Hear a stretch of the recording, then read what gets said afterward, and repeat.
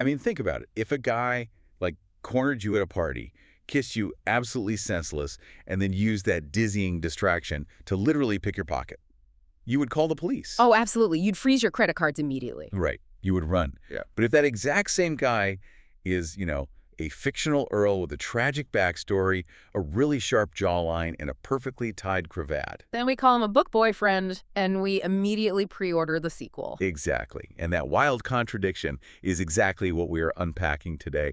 Welcome to this deep dive. We are so glad you're here. We really are. And we are skipping the stuffy, polite book club vibes today. Forget the tea and crumpets. We want you to grab a virtual pint, pull up a bar stool with us, because we are getting into a very heated debate over Book 2 in the Riddle Sisters series. Yes, Lady Vivian's Forbidden Earl by Jennifer Monroe. I have been dying to talk about this. Well, we have one primary mission today. We are looking at chapters 1 through 6, plus a few key moments later on, and we need to judge the love interest.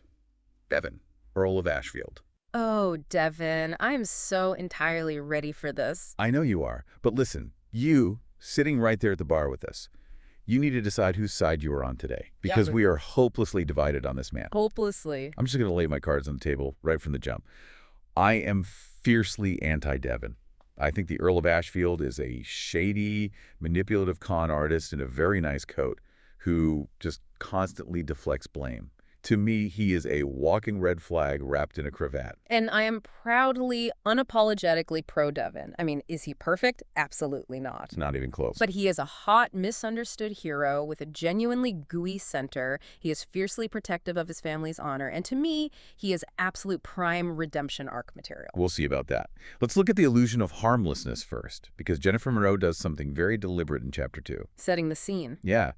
We get our very first impression of Devin before he even sets eyes on our heroine, Lady Vivian. The author introduces us to him in this cozy domestic setting, which, let's be honest, is a classic romance setup to manipulate the reader into trusting the hero. I really wouldn't call it manipulation. I'd call it revealing his core character. Oh, I don't know about that. Hear me out. We meet Devin at his estate, the Laurels. His sister, Eugenia, is visiting with her husband and their 5-year-old son, Asher. And let's just be clear, Eugenia is a nightmare. She is awful. Yes. The absolute worst kind of house guest. She belittles everyone, she treats her husband terribly, and she just radiates this insufferable, dark energy the whole time she's there. Right. But right in the middle of all this domestic toxicity, little 5-year-old Asher is just bouncing on his toes, and he asks his Uncle Devin for a magic trick. Which Eugenia hates. She immediately snaps at Devin, telling him not to act like a court jester.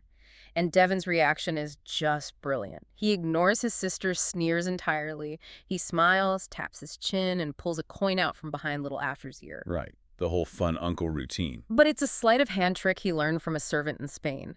And he does it a second time, just to make the kids squeal with delight. It's more than a routine. Notice the psychological cue the author is giving us here. Beneath that polished, stoic, intimidating Earl exterior, Devin has hidden layers. He is sweet with his nephew, he's patient, and he refuses to let his sister's miserable attitude ruin this little boy's day. He's basically a secret softie. See, I have to push back on this completely, because I read that exact same scene, and my internal alarm bells were just deafening. Alarm bells? Over a guy entertaining a toddler with a coin trick? Yes. Because let's think about the mechanics of what he's actually doing. Sleight of hand isn't just a fun parlor trick. It is the literal art of misdirection. You're reaching. I'm not. You are actively training your hands to deceive the human eye. You are practicing how to make someone look one way while you do something sneaky the other way. That is a pickpocket's primary skill. Oh my God. It doesn't prove he's a softie, it proves he is a practiced deceiver. Oh, come on. He learned it to make a 5-year-old laugh.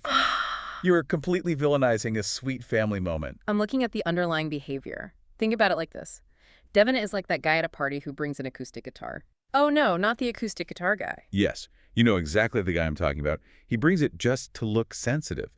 He waits for a lull in the conversation, pulls out the guitar, and starts softly strumming so everyone looks at him and thinks, wow, he's so deep and in touch with his feelings. That is such a harsh comparison. It is calculated charm. The mechanism there is manufacturing vulnerability to lower the defenses of the people around you.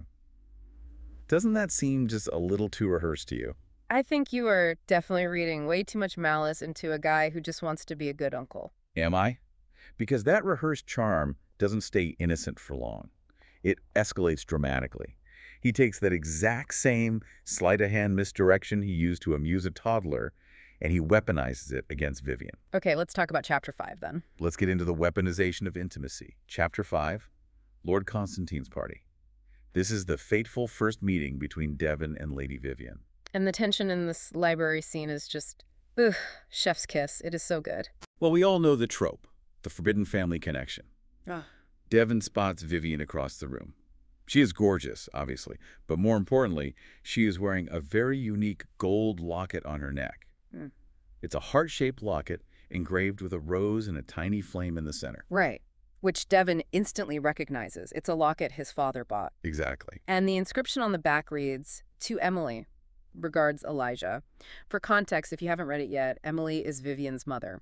Elijah is Devin's father. Right, so in Devin's mind, this locket is the smoking gun.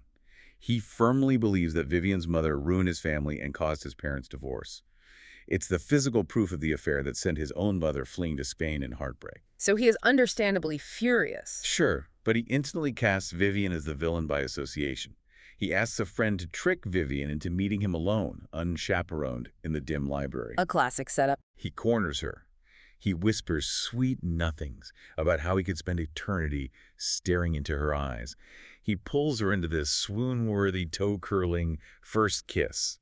And let's talk about the mechanics of this kiss, because Devin is acting like a magician, pulling off a stage illusion here. It was a very, very smooth move. It's a heist.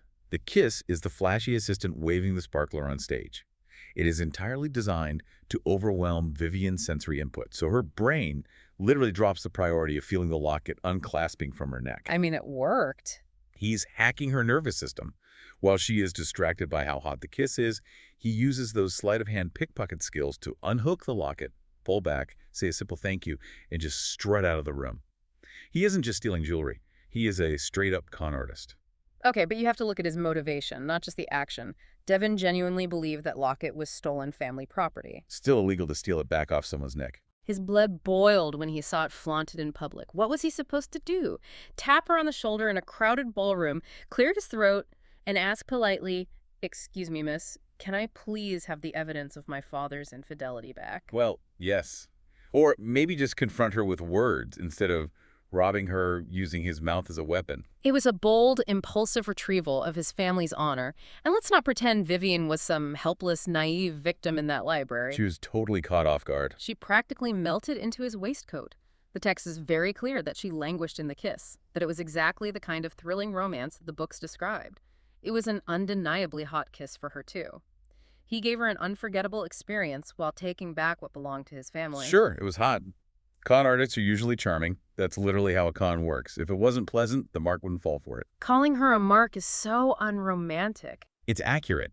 He manipulated her physical reaction. And we see the immediate psychological fallout of this violation, disguised as passion, in Chapter 6. How does a woman react when she realizes she has been smooched and robbed by an earl? Well, she doesn't sit around crying. She gets furious. Exactly. Which leads us to the unchaperoned confrontation. Was she brave or was she reckless? She was incredibly brave. This is where I absolutely fell in love with Vivian as a heroine. I mean, she rides, completely unchaperoned, all the way to Devin's estate. She storms right past his butler, bursts into his private study, and demands the necklace back. I cheered. I really did. She literally points at him and calls him a boastful thief and the lowest of society. She marched right into the lion's den. She is completely fearless. And the brilliance of this scene is how Devin reacts. By being awful. No, by being captivated. He doesn't cower. He doesn't call his guards to throw her out. He meets her fiery energy head on. The banter and the raw tension between them in this study is electric. He twirls the locket around his finger while she yells at him. It's the ultimate enemies to lovers setup. Oh, yes. They're sparking off each other, testing each other's boundaries. Sparking? He is infuriatingly arrogant. She rightfully calls him out for kissing her and stealing from her, and his response is to refuse to apologize. In fact, he has the audacity to look her in the eye and say, "You clearly enjoyed my advances as much as I." Well, he's not wrong. She did enjoy it. That is textbook deflection. He is weaponizing her own biological reaction against her to excuse a literal crime. He's basically saying, you can't be mad I robbed you because your body reacted to my kiss. It's a valid point in a romance novel. That is such a massive red flag. And worse, he doubles down on the deflection. He tells her the story of the locket, and then he labels Vivian's dead mother a Jezebel who seduced his father. He's angry. He's grieving his family's past. He has zero proof of who started the affair, but he entirely lets his own father off the hook and blames the woman. That is such a classic, infuriating move. And then he looks right at Vivian and calls her a siren, just like her mother. Okay. Meaning, her beauty is a dangerous trap that he is somehow the victim of. If a guy did this in real life, stole your property, blamed you for enjoying the distraction, and insulted your dead mother, you would tell your best friend to block his number and buy mace. Okay, but this raises an important point about how we read this genre. In a romance novel, heightened emotions lead to heightened accusations. That's a nice way of saying he's a jerk. The author uses these insults, calling her a siren, calling her mother a Jezebel, not because Devin is fundamentally cruel, but to show the depth of his unhealed trauma. Devin is a man who is fiercely protective of his family name, and he is speaking from a place of a broken inner child. He's lashing out because he's hurting. That does not excuse the behavior. But notice the shift in the scene. He doesn't throw her out. Despite calling her a siren, he sits her down. He proposes they investigate the locket together. They agreed to go to the jeweler to find out the truth. Beneath the defensive anger, he is a rational man who wants the truth just as much as she does. Rational. He tells her, we are not friends, nor shall we ever be, and he refuses to give the locket back. He keeps it in his pocket. He forces her into an alliance where he holds all the cards. Because he doesn't trust her yet, which is entirely fair given his family history. So we have to look at this arc and ask, can a guy who starts off in such a deep hole ever dig himself out? Is this for redemption, or is he just hitting the bare minimum? It's definitely redemption. Because as the story progresses, the plot thickens in a massive way. It turns out Vivian's parents were spies for the crown. Yes, a massive, brilliant twist that changes the entire dynamic. They take the locket to the jeweler, Branson and Connor, and they manage to get it open. And inside is a cryptic spy note that reads, "The butler stops time."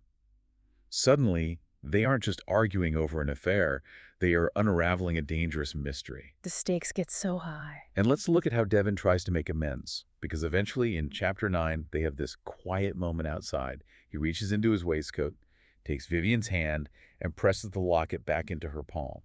He says, you should keep this. After all, it belonged to your mother. And we are collectively swooning. This is prime redemption arc material. He swallows his massive pride. He gives back the highly contested family heirloom because he realizes how much it means to her. He is putting her feelings above his own family vendetta. That is massive character growth. Is it, though? I have to ask you, are we really handing out medals for returning stolen property? It's the symbolism of the act. Giving back a necklace that you swiped off a woman's neck is literally the bare minimum requirement for not being a criminal. Yeah. Doesn't make you a hero, it just makes you slightly less of a thief. Oh, you are impossible. It's not just handing back the locket. The real pivot happens in Chapter 13. They are having this incredibly vulnerable moment. Vivian takes a huge risk and confesses to him that her parents didn't die in a random carriage accident. They were murdered. Right. And she admits the terrifying truth that she and her sisters might still be active targets. Yeah, the stakes get very real there. And what does Devin do? He doesn't flinch. He doesn't run away from the danger or tell her it's her problem. He immediately takes her hand, looks her dead in the eyes, and swears, I will never allow any harm to come to you. He goes into full, undeniable, protective white knight mode. When a man with his resources, his wealth, and his power looks a woman in the eyes and swears to be her shield, that is the ultimate declaration of devotion. He realizes he was wrong about her, and he pivots hard. He's clearly head over heels for her. Or is he just playing the white knight to alleviate his own crushing guilt? Okay. Let's be real about the psychology here. He treated her terribly. He insulted her. He insulted her dead mother. He robbed her. Now he finds out her parents were actually murdered spies serving the crown, and he feels like an absolute jerk. Because he grew as a person. Swearing to protect her isn't necessarily romantic. It might just be a way to make himself feel better about being such a monster earlier. He's overcompensating. You are so incredibly cynical. Why can't a man realize his mistakes and step up? He's got layers. First, we saw the magic trick for his nephew, showing his capacity for gentleness. The pickpocket training, yeah. Stop. And now we see him swearing to protect the woman he loves, showing his capacity for loyalty. He is offering his entire life to keep her safe. I just can't get past the audacity at the beginning. The foundation of their relationship is a con. He tricked her, he stole from her, and he blamed her for enjoying the kiss while he romped her. I still think he's a walking red flag. And I think he is a complex man who made a desperate mistake out of fierce family loyalty and is now doing everything in his power to prove he is worthy of her trust. I would absolutely keep reading to see how this plays out. Honestly, I want to marry him. And I want to throw a drink in his face. Which brings us back to you, sitting at the bar with us. You've heard the evidence. You've heard the mechanics of the kiss, the deflection in the study, and the protective vow. It's decision time. Whose side are you on? Are you Team Devin, ready to swoon over his redemption arc? Or do you agree with me that he is way too much of a project to ever fully trust? We clearly are never going to reach a consensus here today. Definitely not. Yeah. But it does make me wonder about the rest of the series. We have a long way to go. Do you think Devin is actually going to have to grovel on his knees in the rain to make up for his early behavior? Or will Vivian just forgive him because he's hot, rich, and protective? Oh, I think Vivian is going to make him work for it before they hit the altar. She has way too much fire in her to just roll over. He's going to have to earn that happy ending. We might get a really good public grovel scene out of this. I really hope she makes him suffer for an entire book. But all of this leaves us with a final thought to mull over on your own time. Let's hear it. Why is it that we, as readers, are so incredibly willing to forgive a fictional man's massive red flags, like literal theft, manipulation, and insulting a dead mother, if he just happens to have a sharp jawline, a tragic backstory, and a nice cravat? It's the allure of the rogue. We just love a bad boy. But why? It really makes you wonder about the evolutionary psychology of the rogue trope. Are we hardwired to seek out dangerous, rule-breaking partners? Because, subconsciously, we believe that if we can just tame them, their ruthlessness will be redirected into protecting us. Oh, wow. Is our love for the bad boy actually just a primitive survival strategy? We want the most dangerous guy in the room as long as he's on our side. That actually makes a lot of sense. Right. If you saw a guy pulling these stunts at the pub, you'd run. But in a book, suddenly we're looking for excuses to fix him. So next time you see that guy with the calculated charm and the acoustic guitar, maybe check your pockets before you let him kiss you.